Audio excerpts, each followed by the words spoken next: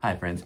I apologize. This episode of our pastor study, our daily devotional, is getting out a little bit late today. I had a couple things I needed to do, but I did not want to miss a day as we are walking through the Gospel of John together. And today is one of those scandalous stories, so to speak, that we find ourselves reading in the Bible.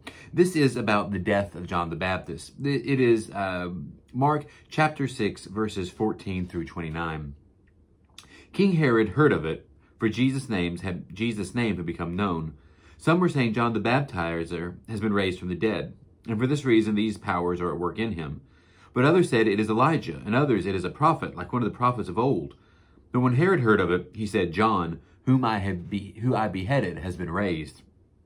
For Herod himself had sent the man who arrested John, bound him, and put him in prison on account of Herodias, his brother Philip's wife, because Herod had married her. For John had been telling Herod, it is not lawful for you to have your brother's wife. And Herodias had a grudge against him and wanted to kill him, but she could not, for Herod feared John, knowing that he was a righteous and holy man, and he protected him. When he heard him, he was greatly perplexed, and yet liked to listen to him. But an opportunity came when Herod on his birthday gave a banquet for his courtiers and officers, and for the leaders of Galilee. When his daughter Herodias came in and danced, she pleased Herod and his guests. And the king said to the girl, ask for whatever you wish, and I will give it to you. And he solemnly swore to her, whatever you ask, I will give you, even half of my kingdom. And she went out and said to her mother, what should I ask for?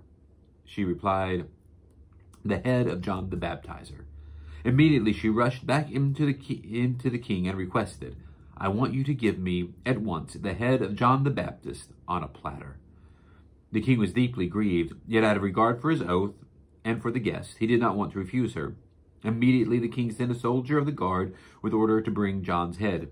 He went and beheaded him in prison, brought his head on a platter, and gave it to the girl. The girl gave it to her mother. When the disciples heard about it, they came and took his body and laid it in a tomb. So here we have those people who are in power, using their power to silence those who have less power. When we have John the Baptist, who is a backwoods preacher, who's gained quite a following. The people regard him as a prophet. But here he is doing what God has sent him to do, proclaiming the word as he's been told to do by God. But yet that requires him to speak truth to power. It required him to call out Herod on the taking of his brother's wife, on calling sin a sin. And John does this, and it winds up getting John thrown into prison. Yet Herod understood John as a holy man, as a righteous man, and he didn't want to lift his hand against a holy and righteous man too much, so he protected John. In fact, it says that he would listen to John. It perplexed him, but yet he liked to do it.